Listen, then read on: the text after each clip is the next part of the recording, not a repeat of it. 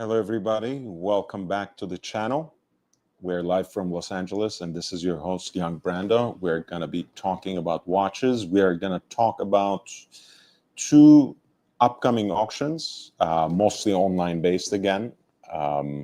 What we have is the Ineichen Zürich, which must be familiar to you by now, and Joopiter, which is an auction platform established by Pharrell Williams, and they are going to do their first watch auction quite soon. It's going to officially start on the 17th, and they have posted some of the most interesting pieces, at least whatever their selection out of that curation is. And I'm very, very intrigued by it. And Pharrell obviously is very hot right now, having been knighted, so to speak, by France, having been inducted to the Legion of Honor, and also, of course, having just come out with the Clips album, entirely produced by him. So that's very interesting to me. We also have two new releases that I would like to talk about if we get to it, if we have time, or if you want me to prioritize them, by all means. Hey, Maldives, nice to see you, man. So happy to see you. And also, I don't know if we reach our super chat goal, which is 5 super chats of $5 or more, I will go at least until midnight, and maybe we will talk about the long list of nominees for the Grand Prix d'Horlogerie de Genève, the grand prize for horology that holds its gala every fall in Geneva, the so-called Oscars of the watch world. So we will go right into that if I actually manage to reach my goal and extend this conversation into the night, up until midnight at the very least. I do want to remind you of something that I have going on Instagram. As you guys know, since I've reached the requisite number of followers on Instagram, and I mean I've transcended that a while ago by now, which was 10,000. I can actually have official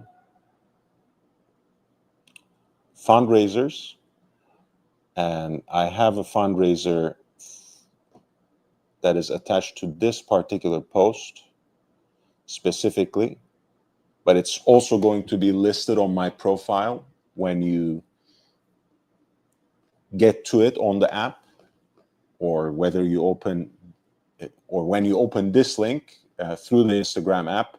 I don't think it shows in personal computers, at least not in the browsers that I use. Perhaps in other browsers you might have a different experience. I have just made a $50 donation myself. The goal for it is $1,000 for the month.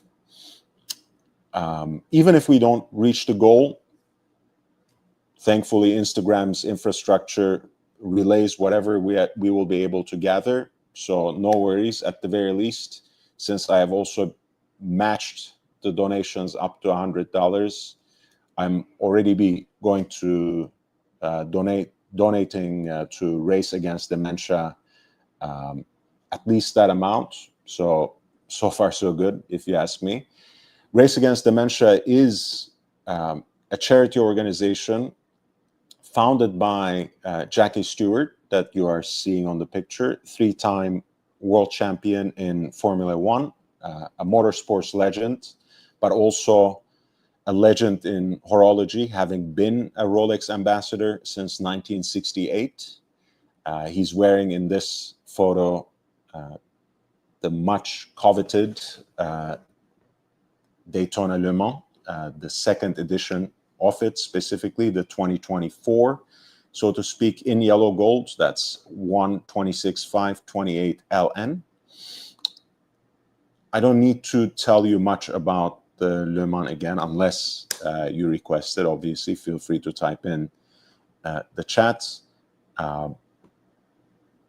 But this particular cause is very important to me. You guys know I have done similar charity fundraisers before, and I've been blessed by the support of the community and the trust they have placed on me in me relaying those funds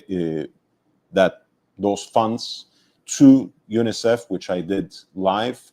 Now I don't even have to go through that step, so it makes me happy that my combined following of 25,000 can actually go somewhere and go to a cause that's very dear to me, because again, I have a family history in this, and it is very personal to Jackie Stewart too, because it was after his wife Helen's 2015 diagnosis of dementia that he founded this organization in 2018, and they fund early career researchers who make progress towards the prevention of and a cure for dementia. So it's a very, very beautiful organization.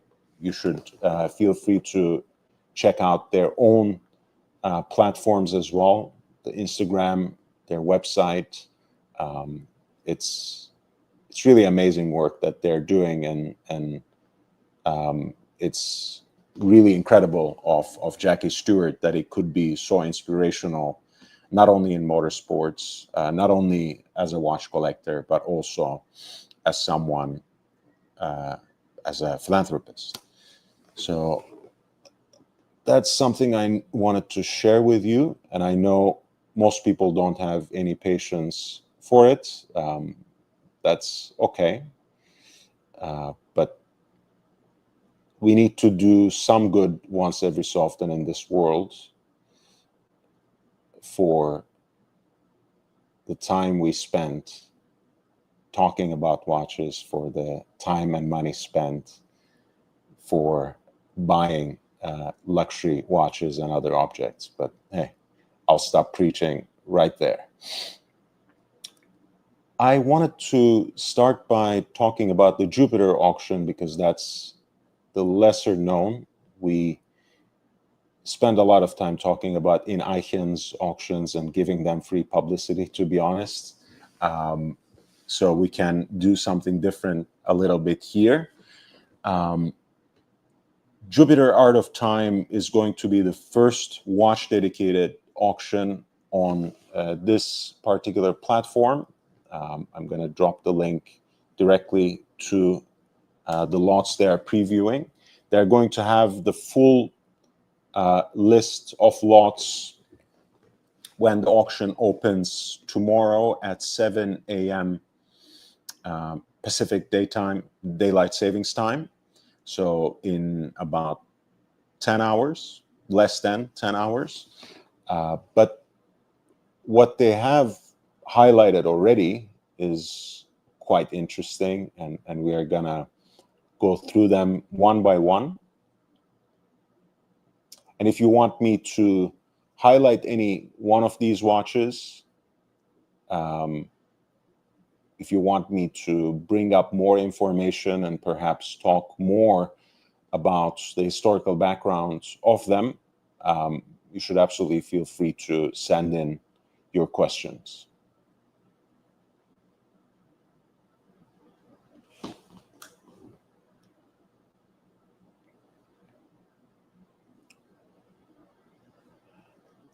The very first one they highlighted is actually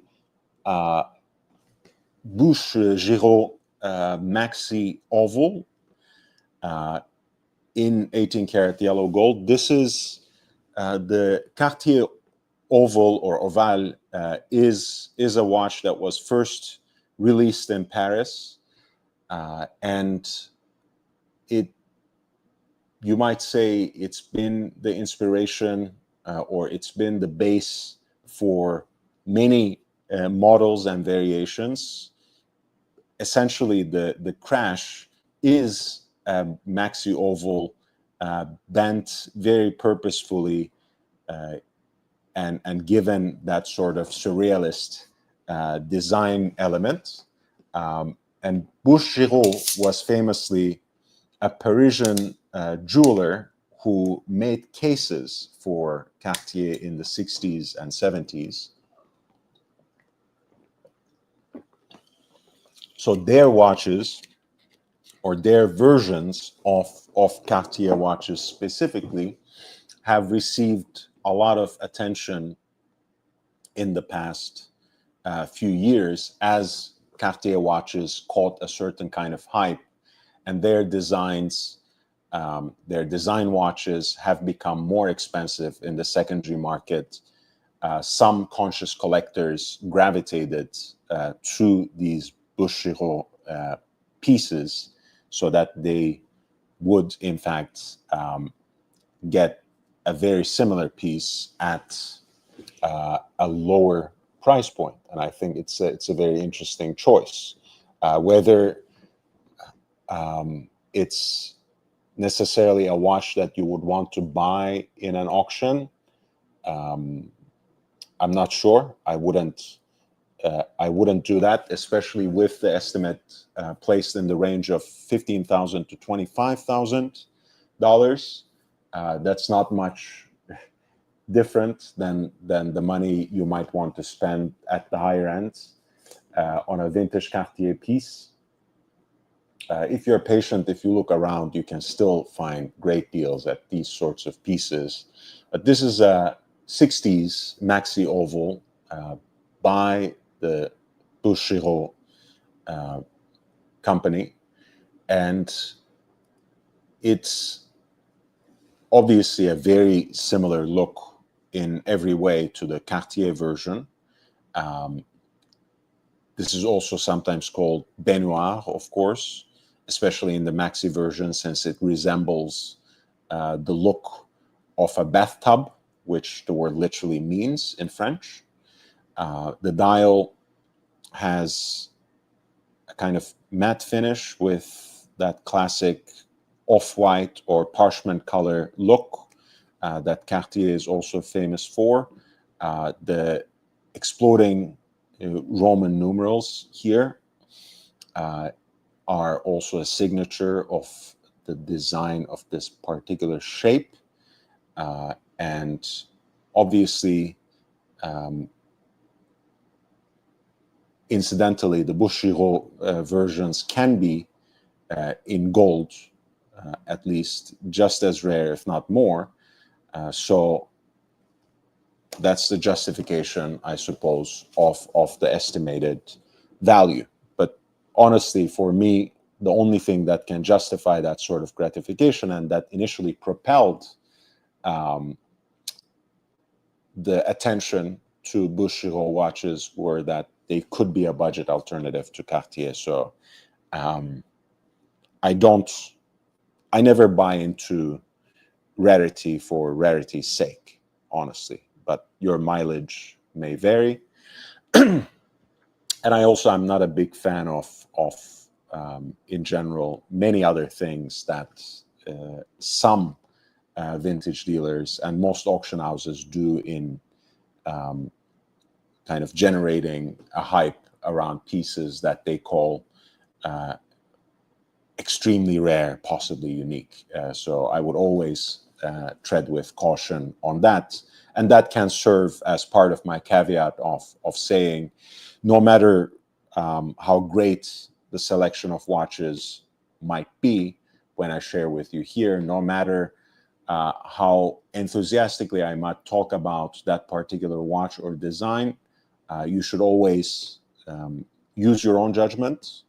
You should, in fact, probably go in to these auction houses, request previews if they don't already have a public one, or at least more pictures, better pictures, have the best assessment of the example if you know what you're doing on your own. If not, by contacting an expert or at least a friend who can do that on your behalf. And finally, of course, you should always, I think, exercise some restraint and not get carried away by the heat of the moment when it comes to these auctions, whether you are participating online / via proxy, or you end up actually in the room with your paddle. The second piece that I want to talk about, and we are going pretty much in the order they are placed, they are highlighted here, and I would ask you to hit the like button if you haven't already. I give a lot of value for the time you place here, if not your money, so I deserve at least a like for the kind of work and preparation I put in here. And if that sounds bitter and if that turns you off, don't let the door hit you on your way out. We're talking about a Royal Oak that is quartz powered and in reduced size. This is actually one of my favorite references because it is essentially a mini Royal Oak that's at a quite unisex size at 33 millimeters. It's proportionally also very thin, so you kind of get the vibe and wrist feel of a jumbo at a smaller diameter and with perhaps less fuss. Of course, that depends on your perspective. Some people just wouldn't want to wouldn't want to invest in a quartz-powered watch. Others might actually see it as a more carefree option. Of course, you have a beautiful two-hander here, right? Again, just like the jumbo, just like the classic jumbo, and a very rare dial that I always find very striking. The collectors call this kind of electric or cobalt blue, Yves Klein blue, because it's very similar in shade to IKB, to that particular shade of blue that the painter from Nice famously and very widely used and even registered as International Klein blue. This is a very nice example, at least as much as you can discern from this singular picture. I'm sure by tomorrow, when the auction goes live, they will post more pictures in addition to the remaining lots.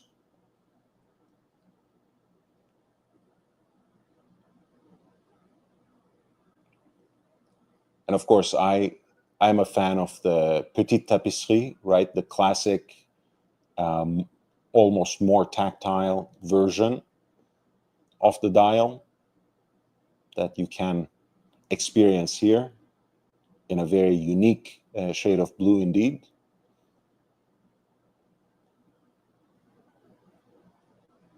And of course, this is a stainless steel example, so a 56-175 ST. Beautiful piece, smaller size, quartz powered, kind of a mini unisex version of Jarrajanta's original design. There are so many great variations of this particular reference number in all different metals, in different combinations of those metals, sometimes with unique dials. Here, the estimated value is 20,000 to 30,000 US dollars for an online auction that's practically going to last until the end of the month. I would expect that to go towards the higher end, or perhaps even higher than that estimated value. So how much value that this particular example will give you is an open question at this point, but there's so many variations and such great deals when it comes to this particular reference on the secondary market that I would highly encourage you to take a serious look at them. And especially if your wrist is on the skinnier side, like me, the 33 millimeter Royal Oak on an integrated bracelet especially it's a watch that has much more presence than you might assume if you were just looking at a number on a piece of paper or on your computer screen. Hi, Big Bass. How are you doing, man? Nice to see you.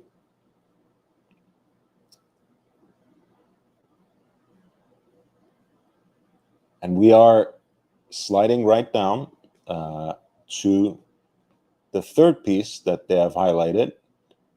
So far, there are no misses, so I feel no need to go much beyond. This is, again, one of those iconic designs that have gained an even more devout following in this recent spike of attention that Cartier has received.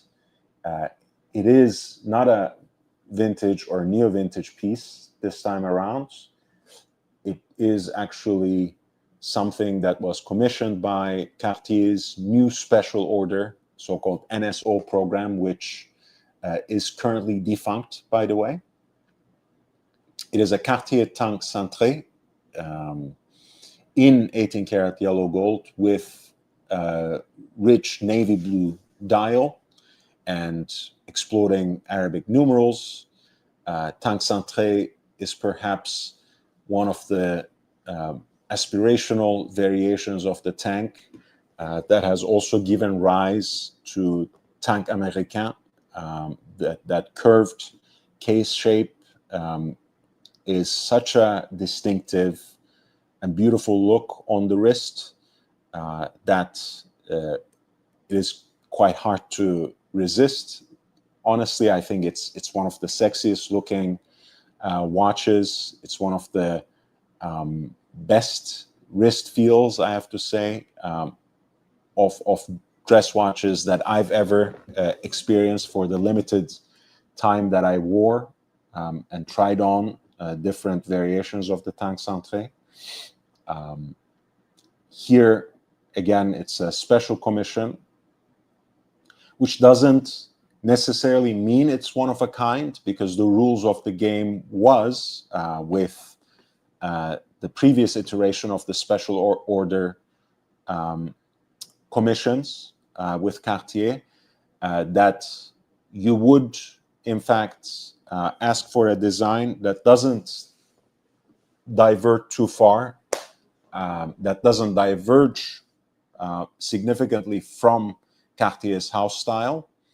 And by doing that, of course, you would get a unique creation for yourself, but without guarantees that a second or third example would not be produced, and without any guarantees that Cartier might itself, in fact, take over that design and even make a dedicated run out of it. So there were a lot of people who went into this program with the expectation that they were essentially getting a pièce unique, a one-of-a-kind watch, and regretted publicizing and posting pictures of their watch on social media because someone else took that photograph, went back to Cartier, and in fact had them make the exact same watch.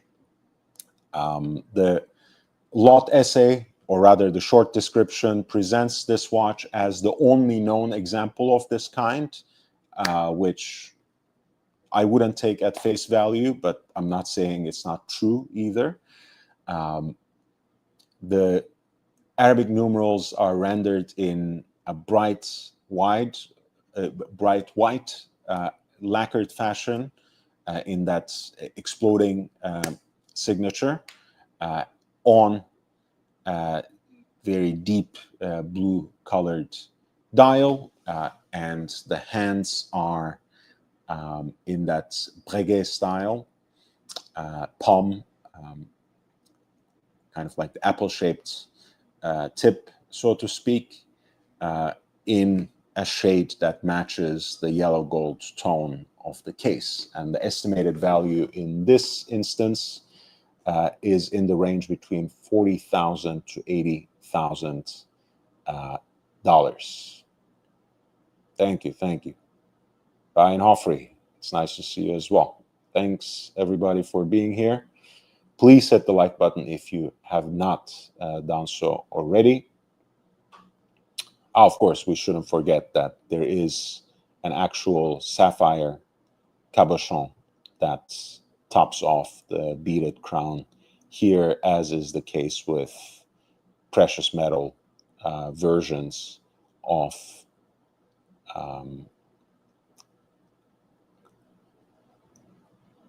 Cartier's pieces. Here's another interesting watch. I went down a little bit further this time around. We're looking at a really stunning example of the Rolex day date, the so-called presidential Rolex. This is a reference 18366. It's a platinum case mounted on that classic bracelet, a bezel set with baguette cut diamonds, and the dial is actually semi-precious stone and lapis lazuli in this particular case. One of my favorite things about these sorts of stone dials of Rolex, and that is the best way to, I think, render them and relate them, that the markings are kept to a minimum. There are no hour markers, no hash marks, no minute or seconds track, just minimal signature of Rolex. Of course, the functions here, which are emblematic of this model, the non-abbreviated day at 12 o'clock through a fan-like opening, and the date window at 3 o'clock, which has that signature magnifier, namely the Cyclops, over it. Other than that, there's as much real estate left uncluttered for you as possible, so that you may enjoy the natural gradations, striations, variations of that stone dial.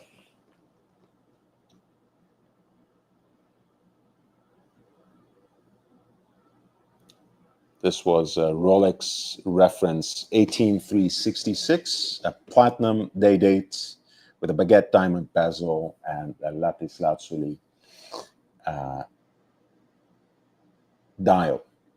24 baguette cut diamonds on the bezel. Basically 2 for each hour segment. And a beautifully, largely uncluttered, I should say, lapis lazuli dial. A little bit of a change of pace. I'm gonna come back to that Cartier tank. We are looking at an AP Royal Oak concept. This is a reference 26587 Ti, a titanium example, 44 millimeters in diameter. However, I would say, honestly, the Royal Oak concept is much larger than that, wears much larger than that. It's quite beastly on the wrist. Much more so than most versions of the Royal Oak offshore, of which the original, of course, propagated that particular nickname, the Beast. You know, the Royal Oak concept in so many ways, of course, with all that real estate within that enlarged, you might say, three-dimensionally enlarged case, was always a canvas for interesting combination of complications. But you have to also admit the fact that it's a series that takes advantage of that market space opened by the popularity of Richard Mille, right? AP more or less realized that, yeah, we have 10% stake in Richard Mille, but shouldn't we really be making some of our own pieces that more or less benefit from everything that we are already doing for them through Renaud et Papy, through what was called APRP and is now called Audemars Piguet de l'Ocle, which is their high complications workshop, and which has for quite some time made some of the more complicated movements for Richard Mille, among others, by the way. APRP, Renaud et Papy, in its history, has made a lot of complications for brands ranging from Jaeger-LeCoultre to IWC to Erlang & Söhne and beyond. But here we have self-winding tourbillon with the chronograph. The case is rendered in titanium with ceramic crown and pushers.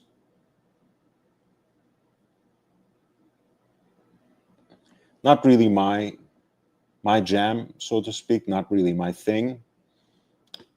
But the Royal Oak concept has been popular, and in fact has been popularized by people like Swiss Beats and other people within the culture, within hip hop culture. So it doesn't surprise me that it's an example of the Royal Oak concept is in this auction.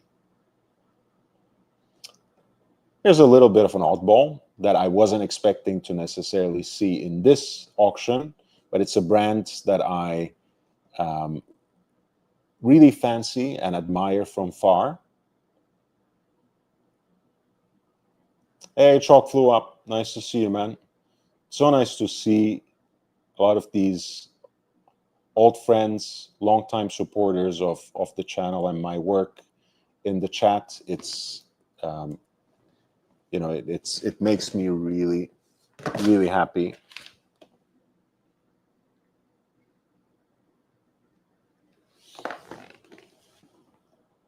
Just taking a quick look.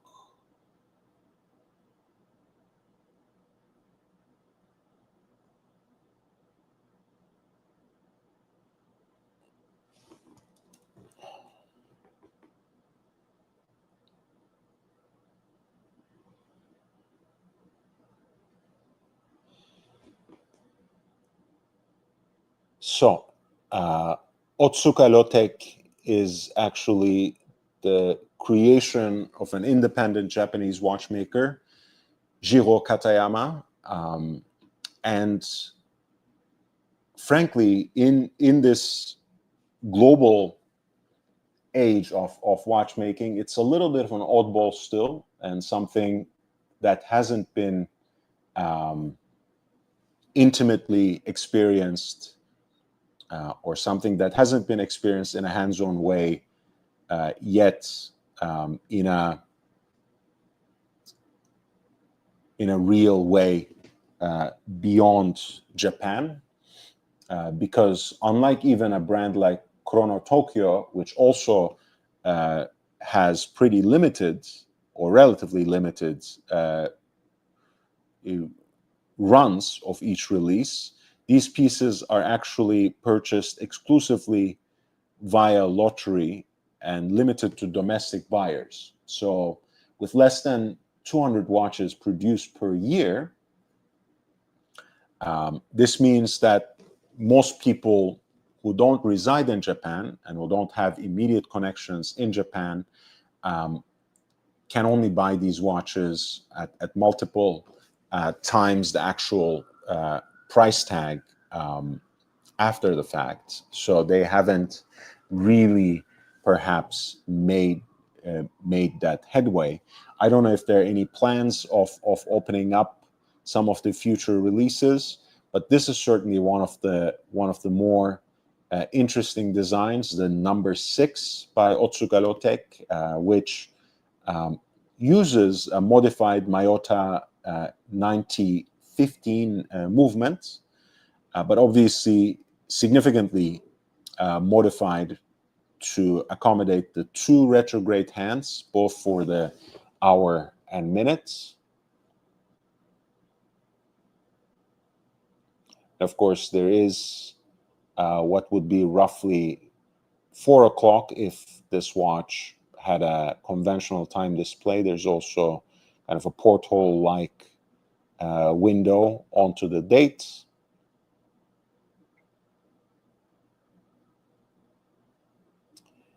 And of course, the Japanese writing in and of itself could be of interest to some collectors. A very cool steampunk-like design.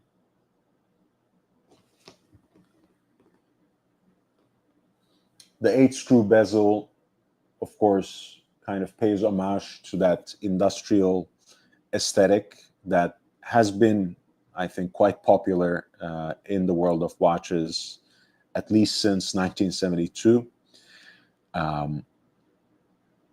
The stainless steel case is quite minimalistic. It's all brushed, so all of this gives the watch an instrument or tool-like look. Of course, that the way that it has that sort of retrograde hand and minute, hour and minute look is very much part of that, and it evokes vintage industrial meters, right? You know, kind of like a pressure gauge kind of look. This particular example apparently dates all the way back to 2020, so before most of us were even aware of the brand. I certainly wasn't aware of Otsuka 5 years ago. I've come to know of their existence maybe in the last year. And apparently there are certain small differences that distinguish these early production number 6s. Going back to, I think, the only watch that I really skipped in this preview. No, there's another 2. We are going to look at this Cartier tank that was apparently made by Piaget. And you almost instantly note the inlays of semi-precious stone, namely coral and onyx.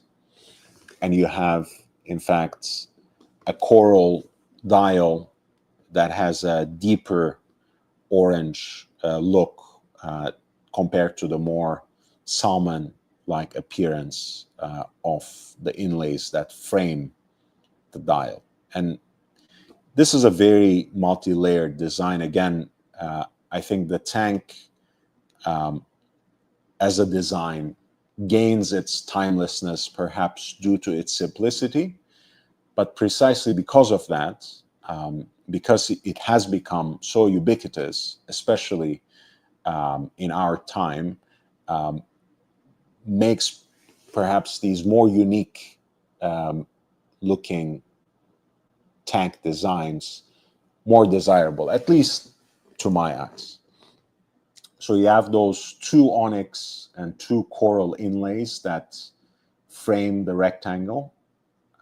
Then another inner bezel with the famous clou de Paris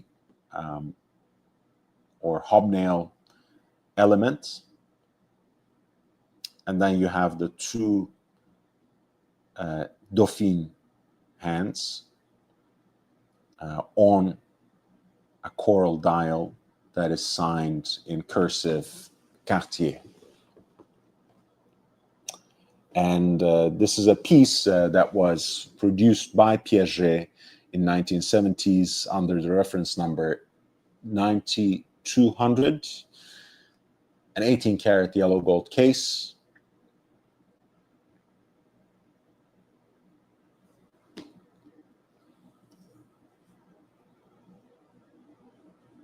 And I think it's a very interesting example that has an estimated value of set in the range between 25,000 to 45,000. By the way, the Otsuka number 6 had a pre-auction estimate of $5,000 to $10,000. Finally, the only other watch in the preview is this Patek piece. Something slightly more interesting and design-oriented than the average Calatrava. The reference 484 dates all the way back to 1931, the dawn of the Art Deco design in the world of horology, you might say.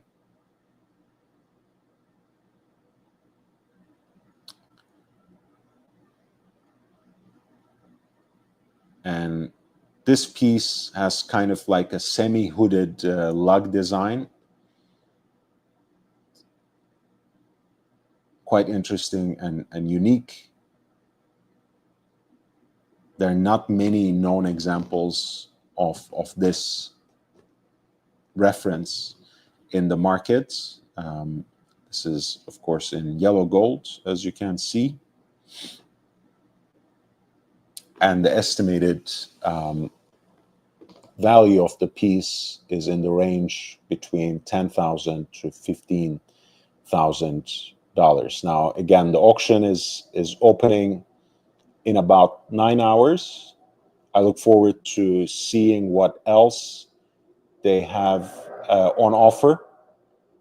And also, of course, I look forward to seeing more detailed pictures of these pieces that they have already highlighted.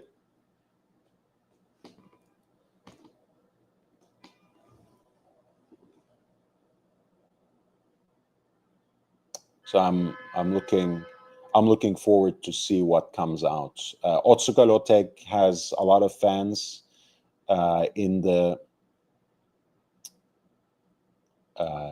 chat. I can see Maldives says, one of my friends just bought one of these. We'll see it in the metal in a couple of weeks. Oz has seen, I think, a number of different designs from this brand in person in Vegas from the collection of another collector. I mean, I think he was quite impressed by them, but found them somewhat unwearable. And that's kind of what I'm afraid of, right? You know, are they perhaps too big on the wrist?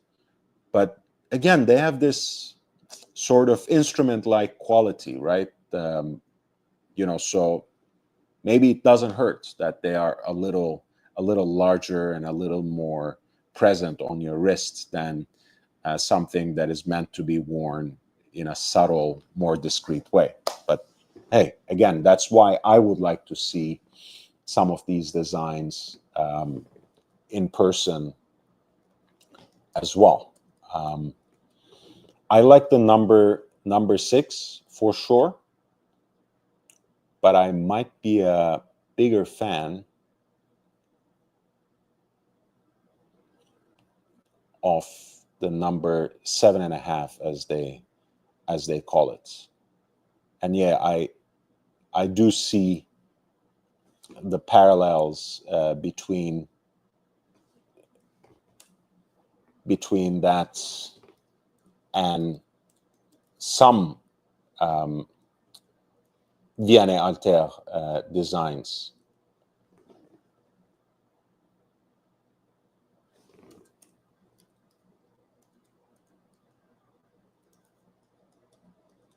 Especially that trilogy of pieces that were designed by the American Jeffrey Barnes, or maybe Jeff Barnes simply, sorry. Like the Antiqua, like the Classic, so on and so forth. But yeah, this is probably my favorite of the lot, of the Otsukalotek designs. And the other model, I believe, is called number 5, which is a Wandering Hours display.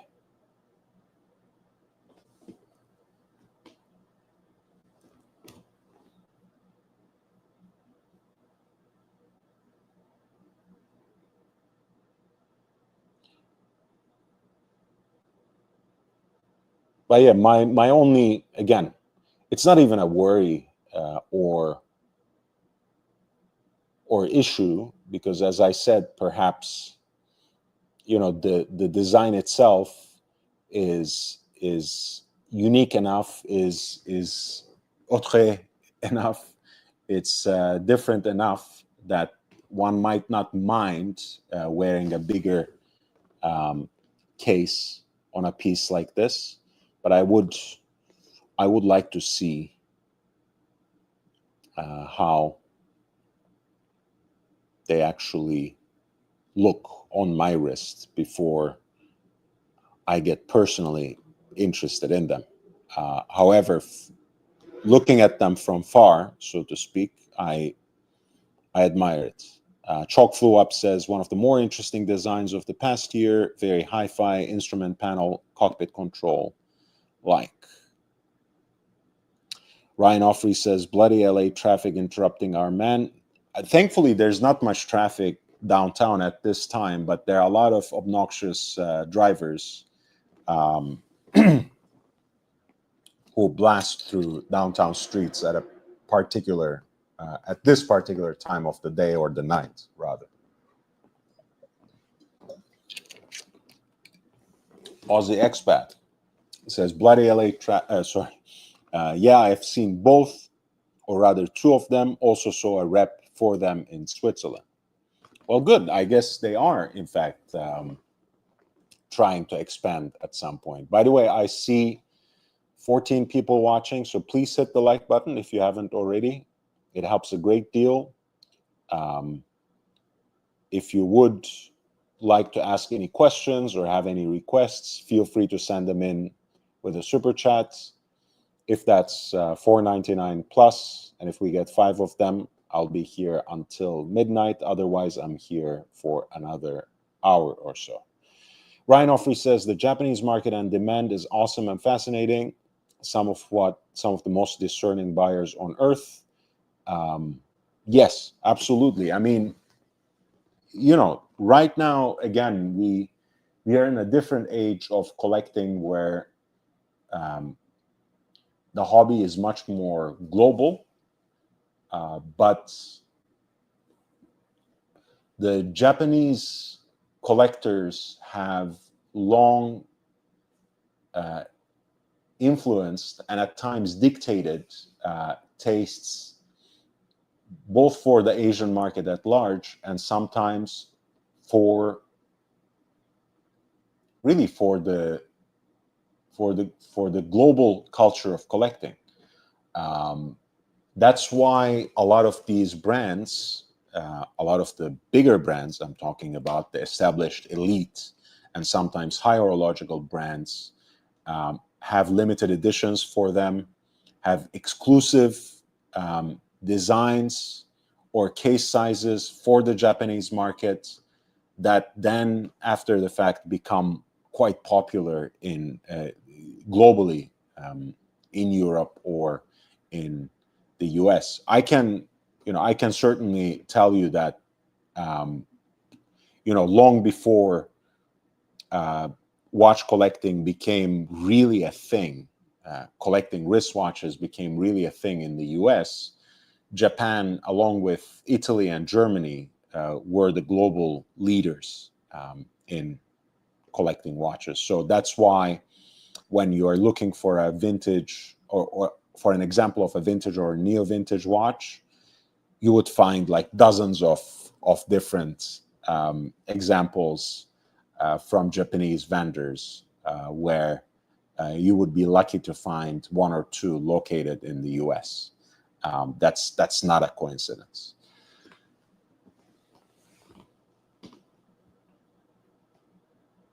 Okay, so the second auction we are looking at, and this has, I think, a less of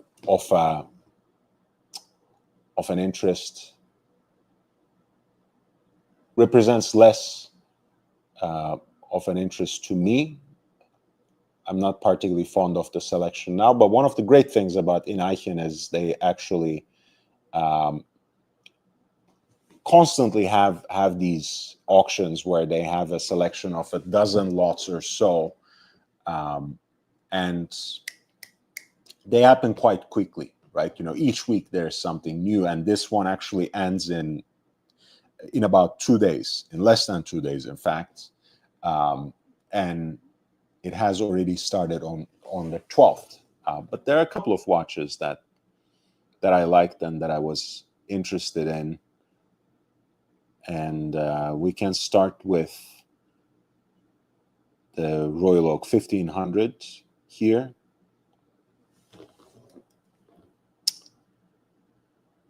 This is the lot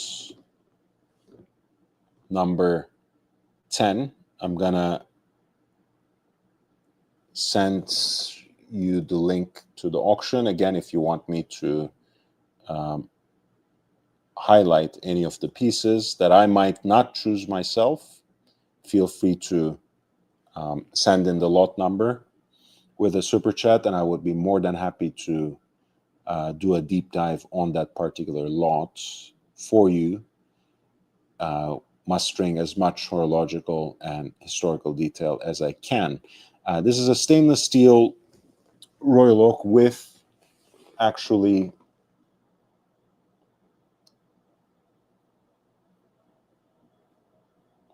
an automatic movement, but it, at least in case diameter, it's in a very similar size to what we were looking at the Joopiter auction, the 56-175, 33 millimeters here as well. That's the case diameter. However, this piece has an automatic movement, which means it's a little bit thicker. This will still be probably much thinner than most sports watches that you would be used to. I think it's like a smidgen thicker than 8 millimeters, but that's relatively thick for a Royal Oak of that size, of that case diameter. Let's put it like that, because the 56-175, I believe, is less than 6 millimeters in thickness, maybe more like 5.5, 5.6, something like that. This is a very nice piece that probably wears a little larger than what that case diameter might evoke in your mind. It's a more modern piece as well than the 56-175 we were looking at. You can see that from the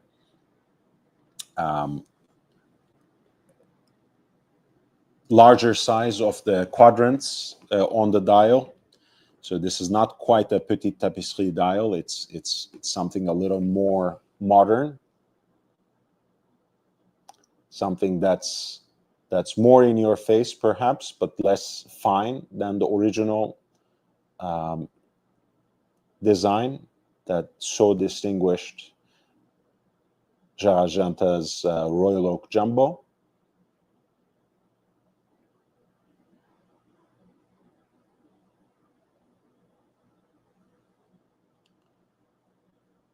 The piece comes and is presented in that classic green octagonal box for the Royal Oaks of that time period, as you can see here.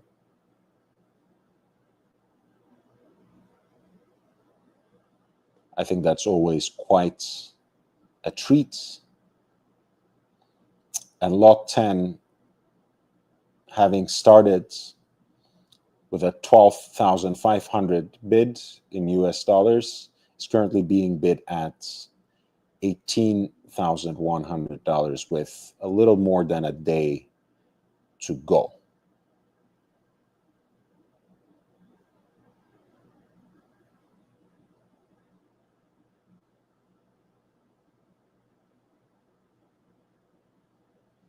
John C., feel free to chip in with a super chat and ask a specific question about Breguet, and I can talk as much as I want, as much as you want, I should say.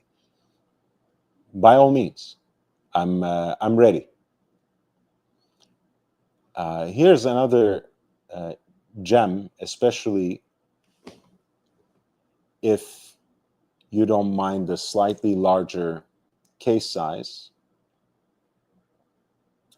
A great combination of complications. The case diameter is around 43 millimeters, but you have a world time chronograph. My particular pet peeve about this watch, more than the case diameter, would be the odd placement of the date window, right? I can deal with date windows at 6 o'clock sometimes, but the 4:30 and 1:30 draws my ire in particular. But this is a world time chronograph by Gérard Perregaux, which has, of course, an automatic movement for the chronograph.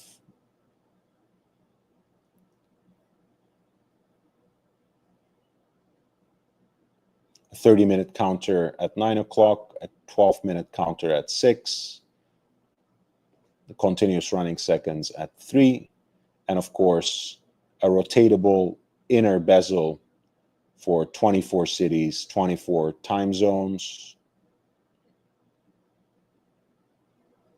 And again, the dial is jam-packed, right? You know, so there is some justification for the case size. Again, there's some additional interest that the piece generates, since this particular combination of complications between the world time and the chronograph is not all that common, right? Of course, Patek has it in the now discontinued 5930G, in the current stainless steel enlarged example 5935A. JLC in the past had some Polaris chronographs, but this is quite fantastic as an offering if you are interested in these in this particular combination of the complications. Of course, that 24-hour, or rather that 24 city ring encircles a 24-hour bezel as well, which is of course color coded, with the lighter parts referring to the day hours and the darker part to the night hours, roughly speaking.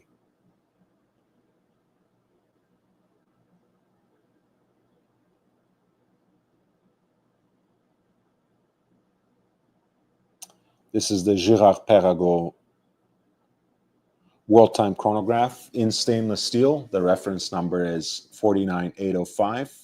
Lot 11 of this week's timed auction at Ineichen, Zürich, currently being bid at 4,250 in US dollars, with a little more than a day to go.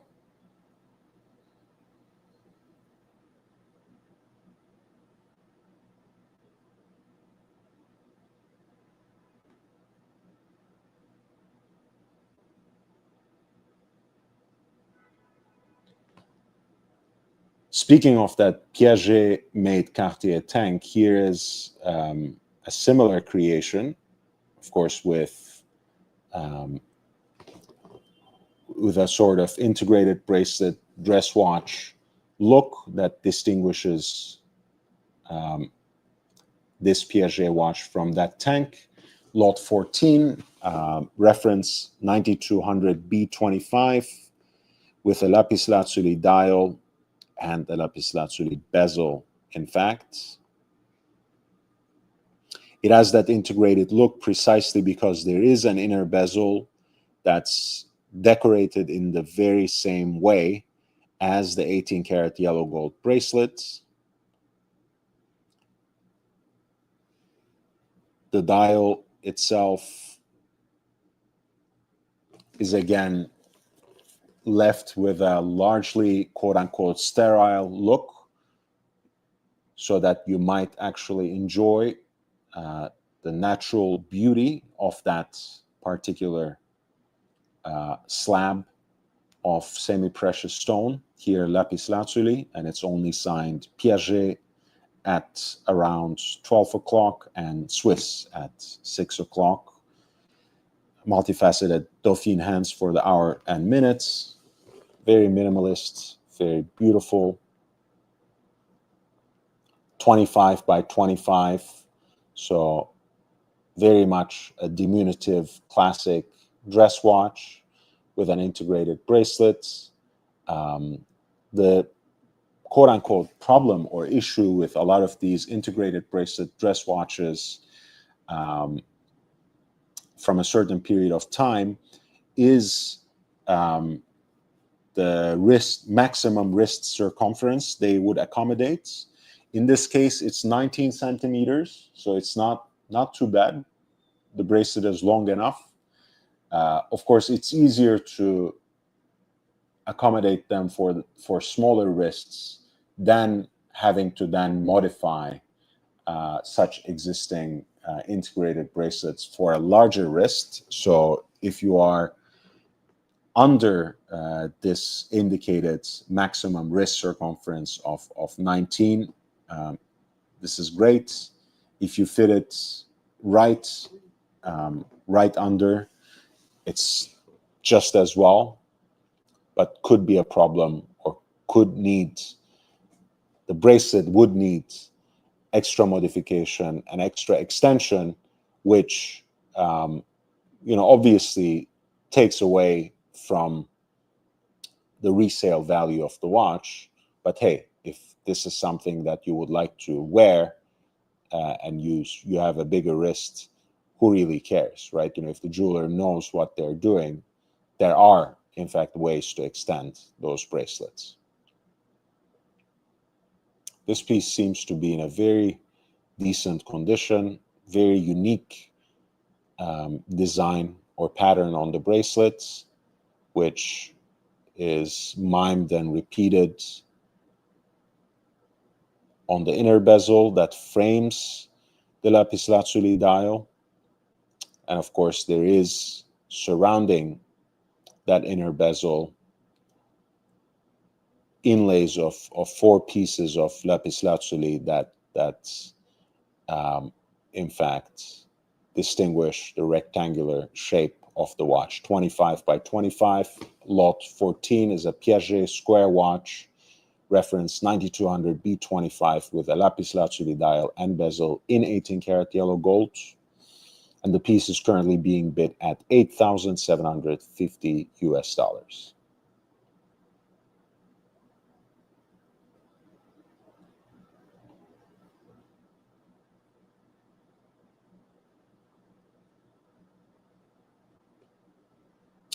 Speaking of precious metal watches with stone dials, here's lot 16. It's a classic Rolex Day-Date in 18 karat yellow gold.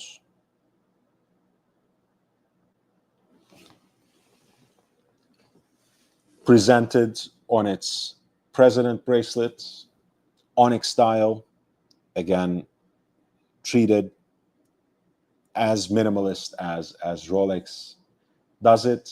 No second or minute track, no hour markers, no hash marks of any kind, just 2 lines of writing at 6, the Rolex signature under the coronet that identifies the model, and of course the day and date indications at 12 and 3 o'clock respectively. The reference number is 18036, so it has the quickset date but not day. So not the double quickset, but a single quickset reference. The earliest reference for double quicksets, which allows you to adjust both the day and the dates quickly through the crown, is 18238. However, 18038 is a good reference as well. And here it's being bid at $19,950. Of course, this is a classic dimensions of a Rolex Day-Date, 36 millimeters in diameter.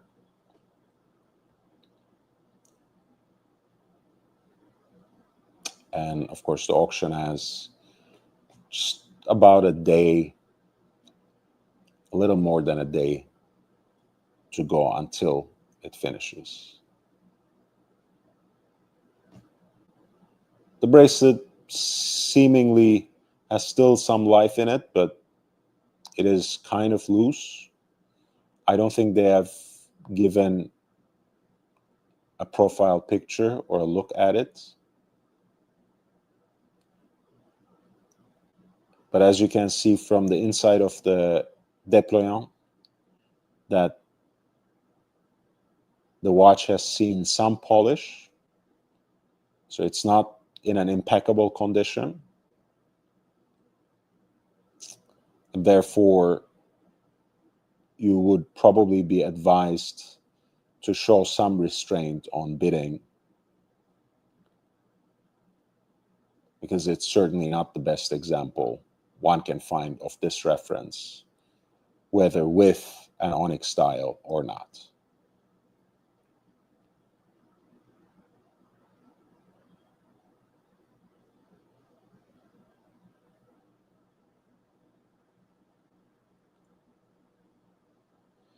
At lot 13, we are looking at a classic ultra-thin AP dress watch on an integrated bracelet, kind of a Milanese,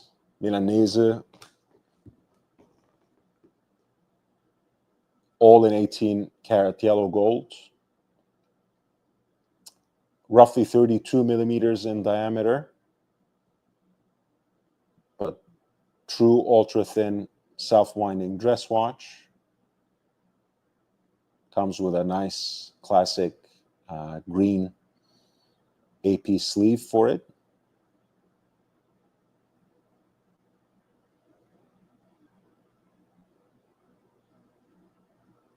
It is in a very nice condition with a champagne dial, vertically brushed.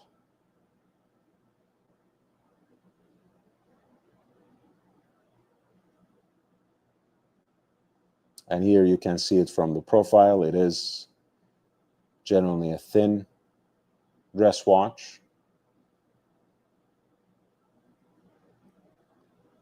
And again, it seems like it hasn't seen a lot of polish. Seems like it hasn't been really abused over the years. So it's in a quite nice condition. Lot 13, ultra thin Audemars Piguet self-winding dress watch in 18 carats yellow gold on a matching integrated bracelet at lot 13 of this Ineichen Zürich timed auction, currently being bid at 6,000 US dollars.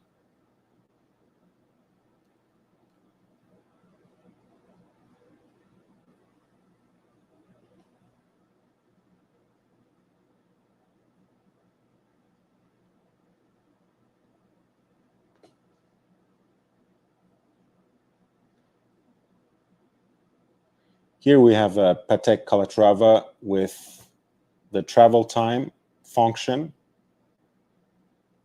This is lot 17.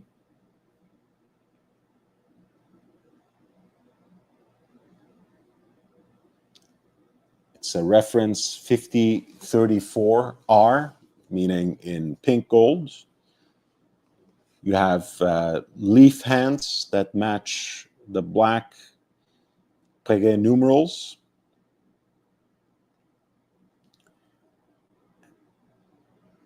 And you also have an additional hour hands that allows you to track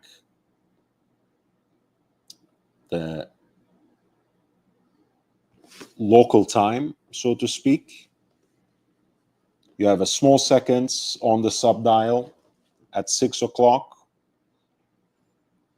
and an additional 24-hour hand at 12 o'clock as well.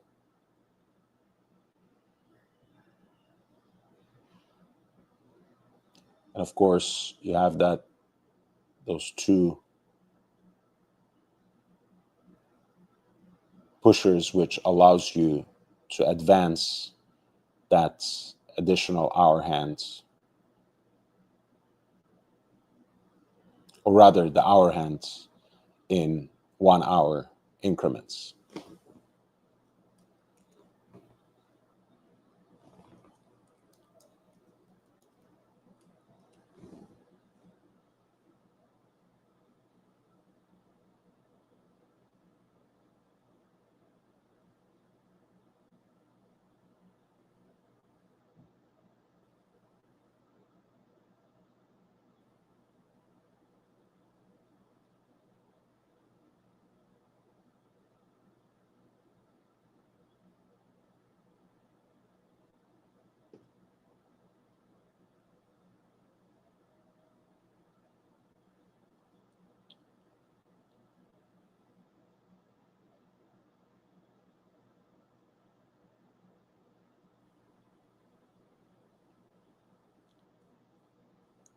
It's, of course, not the most popular iteration, perhaps, of the complication.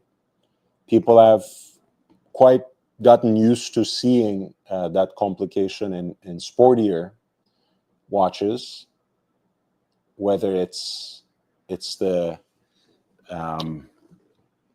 version of the Aquanaut popularized by John Mayer, the 5164, or the pilot styled watch that has somehow become popular again in the scarcity of other sports watches from Patek.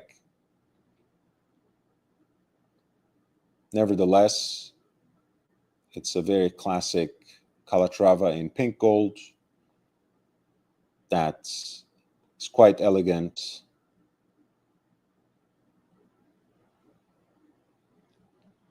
I'm not enamored by the design of the bezel, nor about the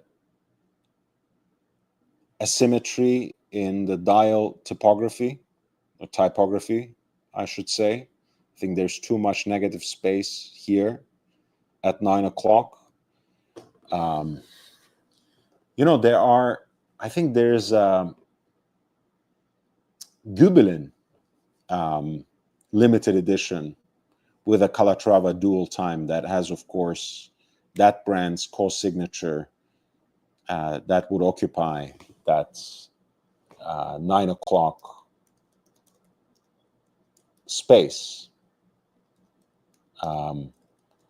However, I always wondered why Patek just didn't find some way of writing something in that space, right? It could have been as simple as travel time, but hey, what do I know? This piece is at lot 17, again, classic Calatrava with the dual time, or rather travel time function. It's a complication bequeathed to Patek by Louis Cotier, the same person who gave them the world time complication too. Rather small Calatrava here, 34 millimeters in diameter, for the reference 5034R. At lot 17, it is being currently bid at $14,350 in US dollars.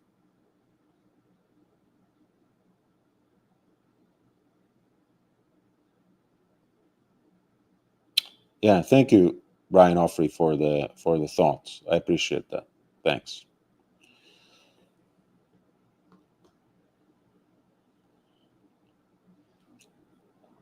They, for my taste anyways, they seem to have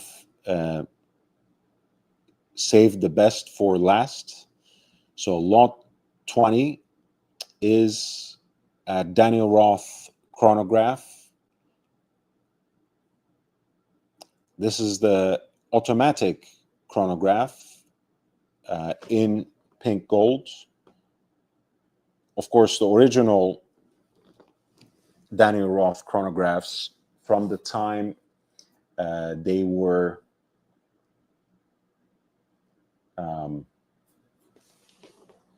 from the time when he was a true independent, were hand-wound chronographs powered by the classic Lemania CH27 that has given us so many masterpieces, of course, varying from the and quite diverse ones to add or to boot, from the classic Moonwatch to Patek Philippe perpetual calendar chronographs.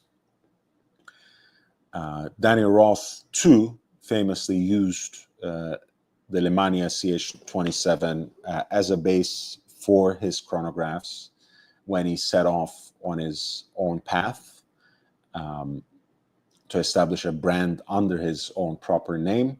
Of course, he was already collaborating with Lemania quite extensively when he was the master watchmaker for the Breguet revival in the 70s and a little beyond. However, of course, in his independent adventure, he eventually ran out of money and needed investors. The Hourglass, the Singapore based and still quite important and established dealer, the Hourglass, acquired the brand around 1995. And one of the ways they expanded the brand.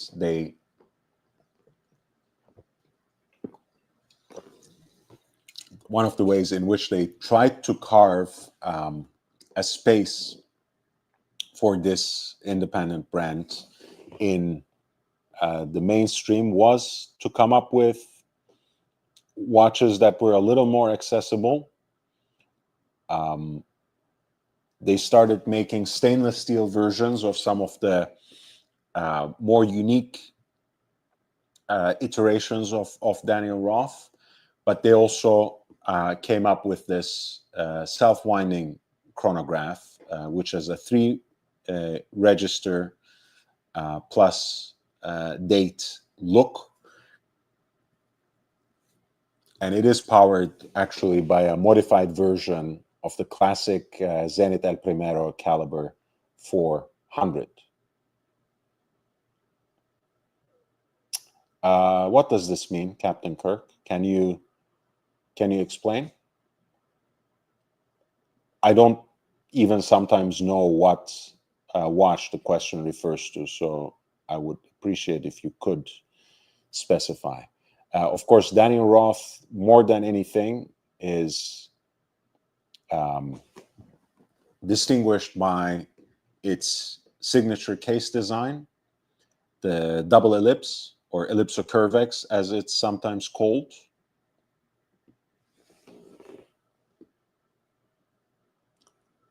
And as much as that, of course, the dials too are part of the visual signature.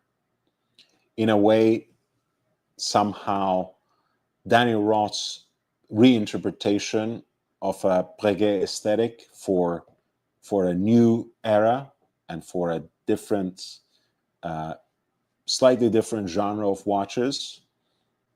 Guilloche dials, of course, that have the Breguet frosting for the tracks, for the hour track mainly, that is, of course, dotted by both Roman numerals and polished rhodium-plated pips as well.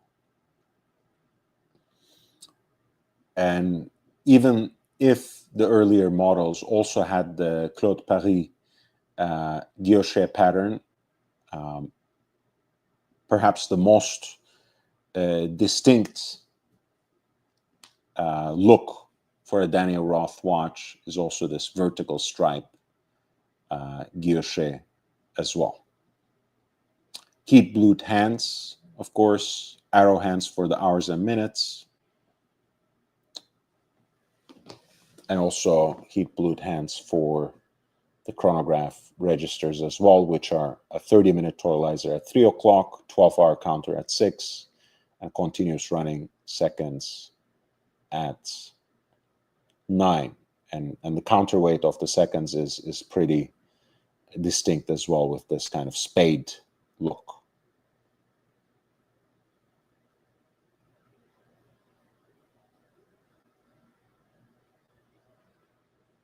Captain Kirk says, it looks like the sides curve towards 3 and 9.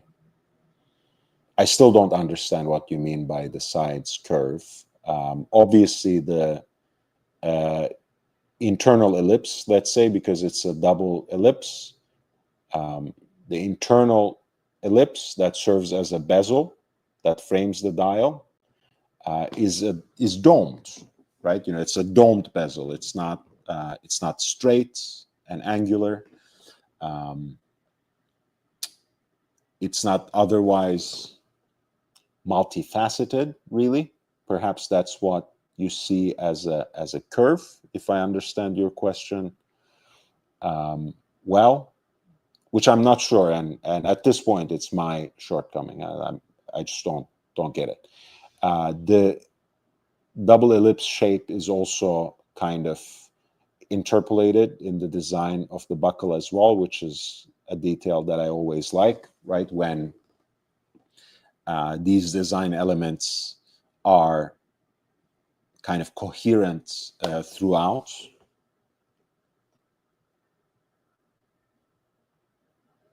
And of course, there is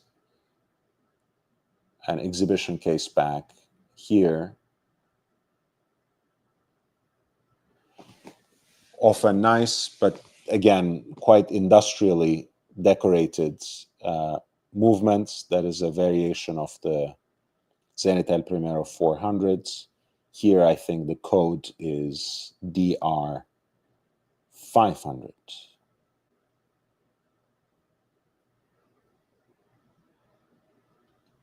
The reference itself is 247 X40. 247 refers to this particular series of the automatic chronograph, and 40, I believe, refers to the pink gold case material.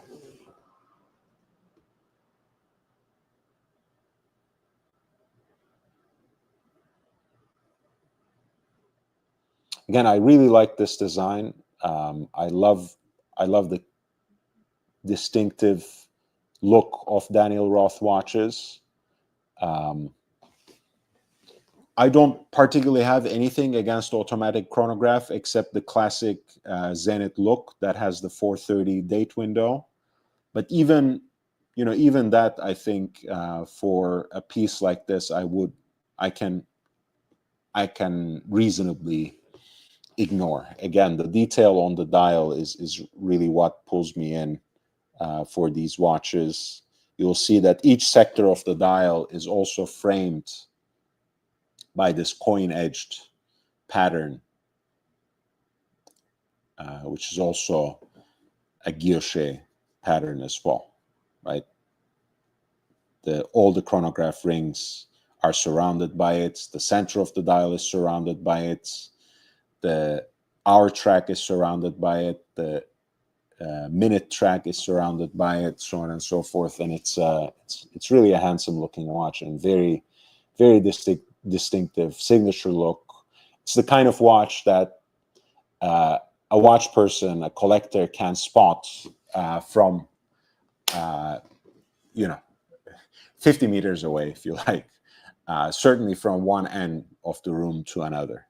So I'm always pleased by that. That's why I also like Harry Winston pieces. That's why I also enjoy the Reverso.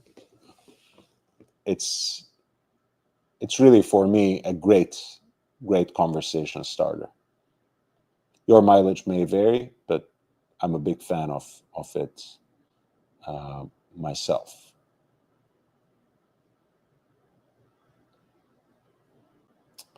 This was lot 20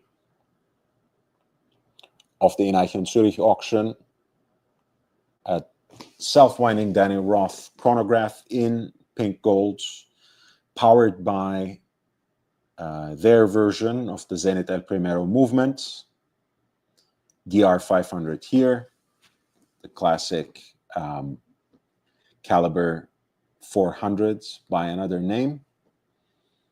And it is currently being bid at 12,500 in US dollars, with a little more than a day left on the clock.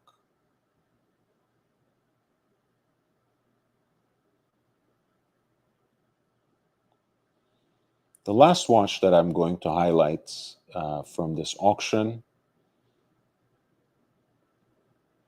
is lot 19. We were just talking about Japan editions. This is one such piece, the so-called Big 8 of Urban Jürgensen. This is basically from the last iteration of the brand that is now once again back on the horological landscape with American ownership and Kari Voutilainen as the co-CEO. And you can kind of see all the elements that he took on as an influence as well, from the teardrop lugs to the observatory style hands. Of course, he has given them a very different spin in his own work, but it's no wonder that his career sort of took him back to Urban Jürgensen, and they have released some interesting and exciting watches, which we can discuss if you would like in another episode, because certainly I didn't get anywhere near my goal in terms of super chats in this broadcast, nor have I received any other form of support. I understand it doesn't happen every day, but that was my goal for tonight, which unfortunately means that I will probably close quite soon. But no worries, I'll be back tomorrow, and hopefully beyond that as well. But we are, in the meantime, talking about Lot 19. And Lot 19 is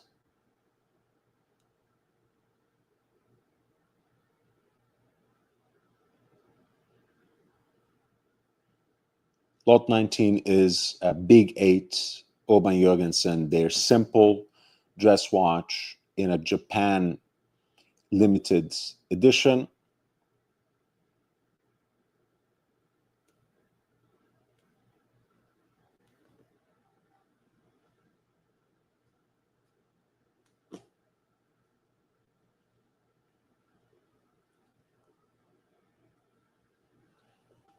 It's a 40 millimeter modern dress watch in stainless steel. Has that classic teardrop lugs look, observatory hands with applied Breguet numerals that have a shade of pink gold. Heat blued hands with a, again, pink gold hoop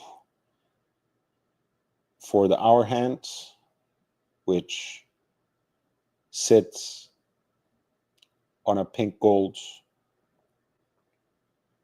anchor.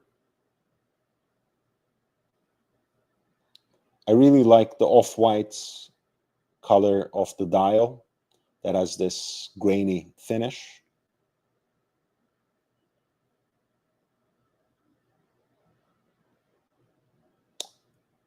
And this piece has not actually received any bids.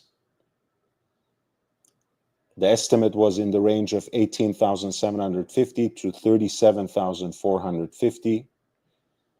I think if the reserve price is not unrealistic, not delusional, somewhere in the middle of that range, this piece might be of value to someone who likes modern dress watches, the dress watch aesthetic with a somewhat beefed up quality, right? 40 millimeters, I think in a bygone era had kind of become the standard of modern dress watches, but the trend these days is well towards something smaller.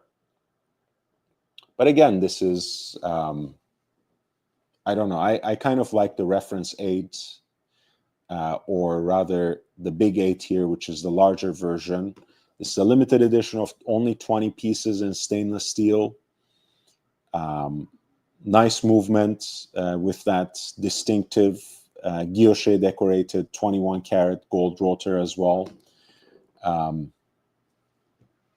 Could be an interesting deal to check out depending on where the reserve price is set, honestly. I think it's a very handsome looking watch, even though 40 millimeters for my taste is a little too large for this genre.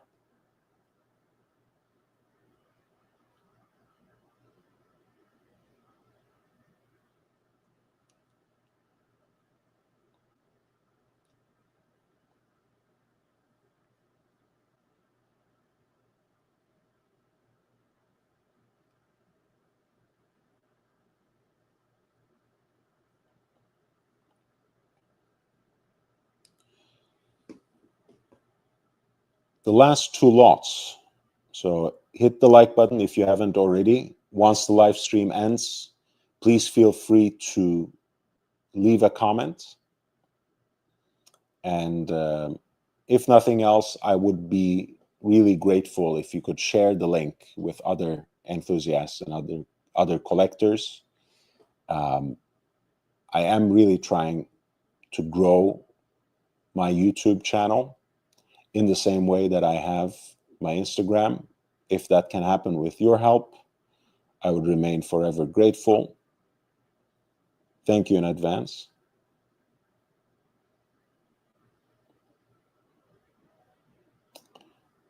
We're talking about lot 21, which is the Breguet Tradition 7037. These pieces actually are designed to kind of look like a classic Breguet pocket watch, so to speak, displaying the entire, if not the entirety, a large part of the movement on the base plate with an off-center classic Guilloche Breguet dial at 12 o'clock. But their history is actually of a much more recent provenance. This was a series inaugurated in 2005 by Nick Hayek Sr.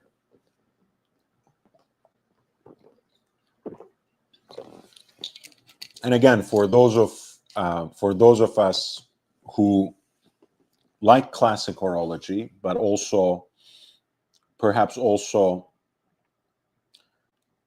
aspire towards or are fond of kind of retrofuturistic steampunk aesthetic in horological design, the Tradition or Tradition series always provides a lot of value. This is a white gold 7030 that has the hour and minutes at 12 o'clock on that off-center dial, a power reserve indicator right next to it. Of course, you get to see the working of the escapement.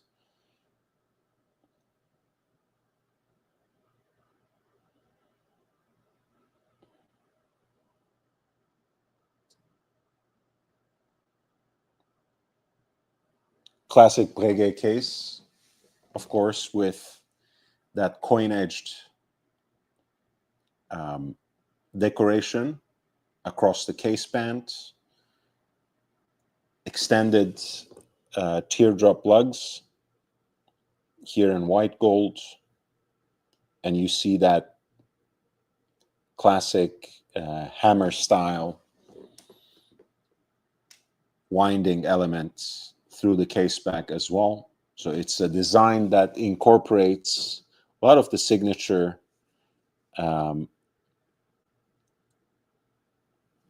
elements that Abraham Louis Breguet gave to horology and interprets them as a contemporary dress watch. The condition, again, is not particularly desirable in this case, but I think 7037 is a great reference to hunt for on the secondary market. 70, I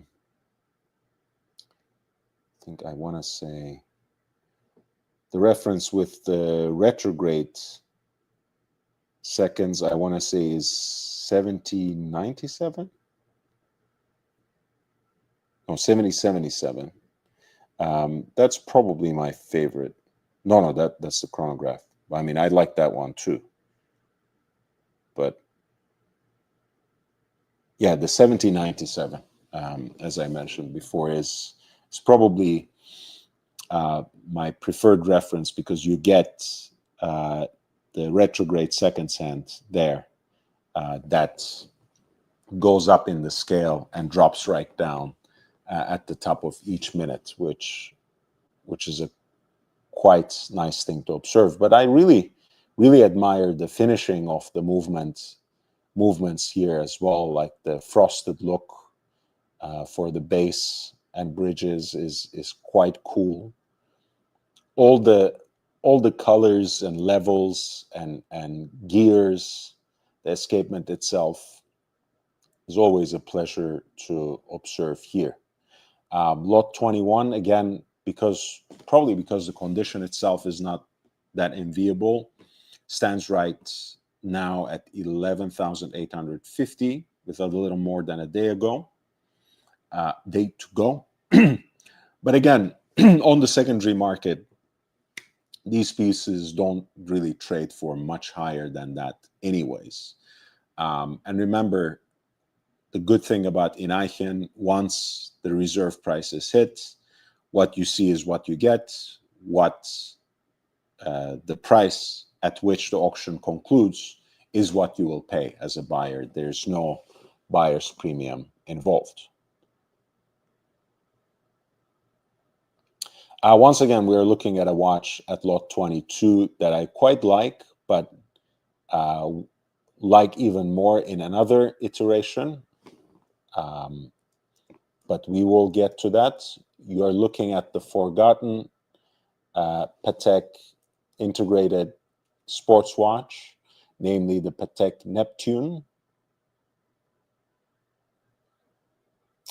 This is specifically the 5080 in stainless steel. It's a classic time and date. The integrated bracelet has kind of a snakeskin look with varied finishes. A guilloche bezel, Roman numerals at the quarters, of course, with the date window at 3, rounding it up. Leaf-shaped hands that are inlaid with luminous material, as are the Roman numerals, and a minute/seconds counter in a circular form that looks like a railroad track.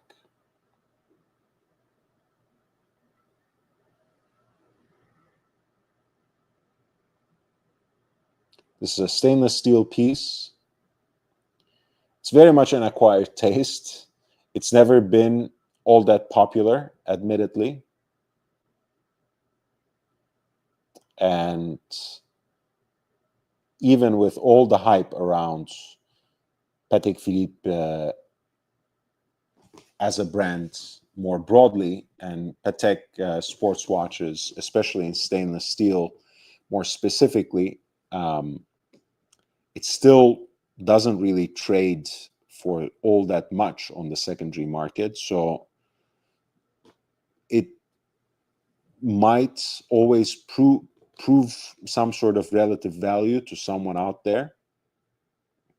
This particular piece, with a little more than a day to go, is currently being bid at 19,350 at lot 22.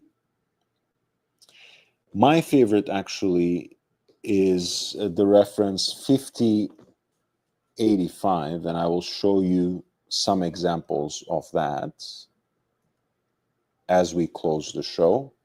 So if you have enjoyed this show, learned something from it, please feel free to leave a like, leave a comment once the live stream concludes. Feel free to share the links with your friends and other watch collectors. If you aren't already, of course, you should absolutely follow me on Instagram, which is a growing platform for me.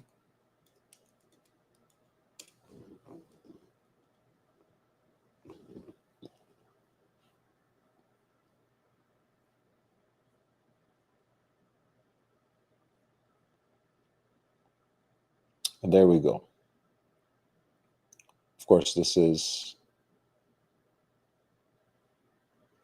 a more, in a way, sportier version of the 5080. Again, that snakeskin or scale-like integrated bracelets. But the dial layout is very much that classic moon phase asymmetry powered by the micro rotor caliber, with the pointer date surrounding the moon phase indicator at 7 o'clock, the off-center seconds dial at around 4:30, and a power reserve indicator right there between 10 and 11 o'clock. Pencil hands, Arabic numerals. I have to say, not the most attractive typography on a Patek dial. I don't know if it's the choice of fonts, choice of the style of hands, but there's something a little bit off. But I also kind of like it because it's so odd. Should have grabbed one of them when they were so much cheaper. The price point is not that attractive to me anymore, for sure. But you can certainly find a lot of great examples for even less than that. But probably around 20,000 would be an interesting price point to pursue one of these. This is a reference 5085 line 1A. It's the Patek Philippe Neptune in stainless steel case and bracelet. The case diameter is, I think, 37. Wears a little bit larger than that, but not as large as a modern Nautilus or even Aquanaut. It's certainly a very, very interesting piece if you like these sorts of oddball references.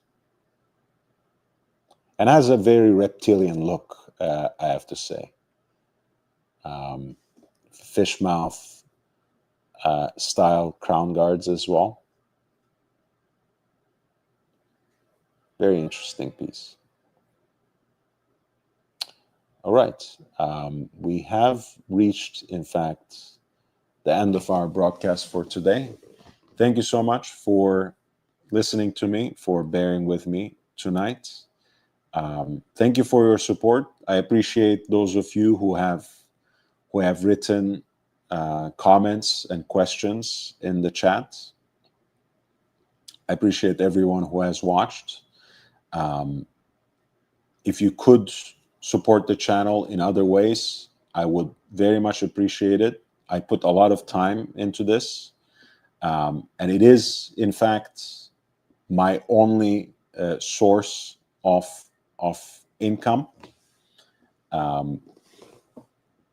Watches, that is, right? You know, I consult a number of people on curating their watch collections and advise them also on a one-to-one basis for discrete watch purchases. And that's important for me. But anything that I can get in terms of my daily cash flow through everything I do on Instagram and on YouTube is, of course, very crucial as well. So any support that you can give in terms of subscribing to this channel for the exclusive content, supporting the channel through the means that YouTube provides you otherwise, gifting memberships, or you can support me on Patreon, or I provide other links in the video description as well.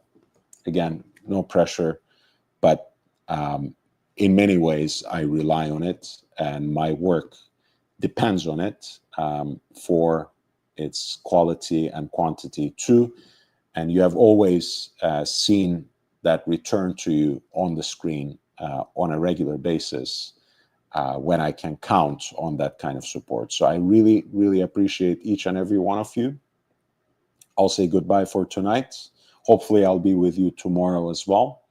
Until then, stay safe, stay healthy, wear and enjoy your watches. Thank you so much. Goodbye.